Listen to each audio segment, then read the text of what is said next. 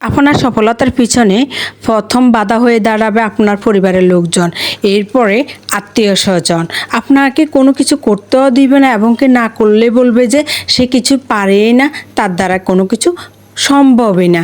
চলুন দেখে আসি আপনাদের সাথে পাবদা মাছ রান্না করতে করতে কিছু গল্প শেয়ার করে।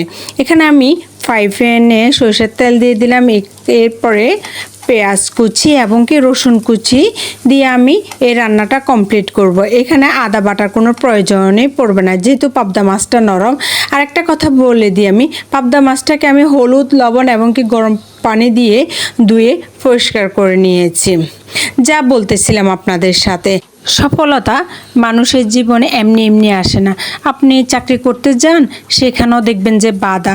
আপনি ইউটিউবে কাজ করতে চান, সেখানেও বাধা। কারণ বাচ্চা অসুস্থ হোক, ফ্যামিলি মেম্বাররা অসুস্থ হলে কিন্তু তারা এটা চিন্তা করবে না যে সেই মেয়েটাও তো একটা ইউটিউব চ্যানেলে ভিডিও আপলোড করে, তার রেসিপিটা ভালো করে করা দরকার, তার বাচ্চাগুলোকে একটু দেখে আজকে আমি রান্নাটা একটু কাজকর্মগুলো তাকে এগিয়ে দিলে সে ভিডিওটা করতে পারবে। সেটাও আপনাকে করবে না। আপনাকে যুদ্ধ করে এবং কি লড়াই করে আপনাকে টিকে থাকতে হবে, তাহলে আপনি সফল হতে পারবেন। আজকে আমি অনেক দিন কোনোভাবে ভিডিও দিতে পারি না, যেহেতু আমার বাচ্চা দুইজনই অসুস্থ। তাদেরকে টেক কেয়ার করে আমি ভিডিও বানাইয়া আবার আপলোড করা, এই সময়টা আমি কোনোভাবে পাই না। তারপরে হ্যাঁ, আলহামদুলিল্লাহ আমি মাঝে মধ্যে টুকটাক শর্টসগুলো দিয়েছি, চেষ্টা করেছি যতটুকু পারি। না হলে আমার ফেসটা এবং ইউটিউব চ্যানেলটা ডাউন হয়ে যাচ্ছে। যেহেতু আজকে আমি ভিডিও বানাচ্ছি, সেজন্য আপনাদেরকে শেয়ার করতেছি। আমি সময়টা চিন্তা করলাম যে আমি তো হেরে যাচ্ছি, সবাই আমাকে বলবে তুমি তো হেরে যাচ্ছ বা তুমি পারতেছ না, সেজন্য আমি আজকে আপনাদের সাথে এই রেসিপিটা শেয়ার করতেছি। আমি আমার ঘুমের সময়টা চিন্তা করলাম যে ঘুমাইতে তো পারবো আমার বাচ্চারা একদম সুস্থ হয়ে গেলে, কিন্তু আমার এই ইউটিউব চ্যানেলটা তো ডাউন হয়ে যাচ্ছে। তখন তো আমি এত কষ্ট করে যে চ্যানেলটা আমি তৈরি করেছি, সেটা তো আমি ডাউন হতে দিলে তো আমি হেরেই যাব।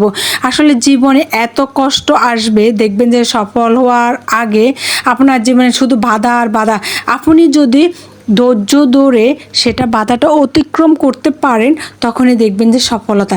যারা আপনার পিছনে বদনামি করেছে, তারাই দেখবেন এক সময় আপনার এত প্রশংসা করবে, আপনি নিজেও অবাক হবেন। তারা তো কখনো আপনার দুঃখের দিনে পাশে এসে দাঁড়াবে না, এবং কি যখন আপনার সুখের দিন আসবে তখন এত সুন্দর সুন্দর করে আপনাকে পরামর্শ দিবে, এত সুন্দর সুন্দর কথা বলবে, তখন আপনার আসলে সুখের হাসিটা কিন্তু তখনই আপনি হাসতে পারবেন।